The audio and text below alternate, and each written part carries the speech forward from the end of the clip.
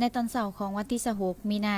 2026นี้โรงหมอแขวงสารวัตรได้จัดพิธีรับรองเป็นโรงหมอตัวแบบส่งเสริมการเลี้ยงลูกด้วยนมแม่ประจำปี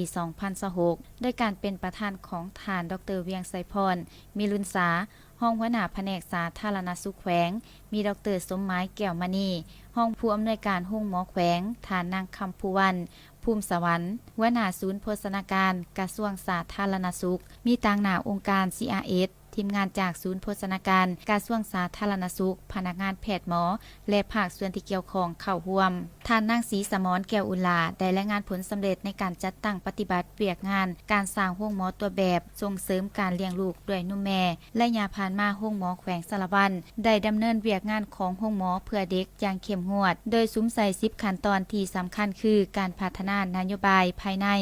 การฝึกอบรมให้พนักงานให้มีความรู้ความสามารถการให้คำปรึกษาแก่แม่ยิ่งถือผ้าแม่ยิ่งหลังเกิดการเริ่มให้นมแม่ใน1ชั่วโมงทำอิฐหลังเกิดหลีกเลี่ยงการให้นมผงโดยบ่จำเป็นและการให้นมแม่เพียงอย่างเดียวภายใน6เดือนนอกนั้นได้ฝึกอบรมทั้งด้านทฤษฎีและภาคปฏิบัติตัวจริงได้6ครั้งมีผู้เข้าร่วม100กว่าคนได้สิทธิสอนให้แก่นักเรียนนักศึกษาที่มาลงฝึกหัดในโรงหมอของหน่วยงานออกลูกพยาธิยิ่งได้5ครั้งสิทธิสอนและอบรมการให้คำปรึกษาการเลี้ยงลูกด้วยนมแม่ให้แก่สุขศาลา2แห่งคือสุขศาลาหน้าดอนขวางสุขศาลากระตวดในปี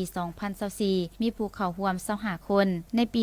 2025ทางโรงหมอแขวงได้บริการแม่และลูกที่มาใส่บริการทั้งหมด 1,825 คนมี680กรณีและเวียกงานอื่นๆอีกในตอนท้ายก็ได้มีการมอบป้ายโรงหมอตัวแบบส่งเสริมการเลี้ยงลูกด้วยนมแม่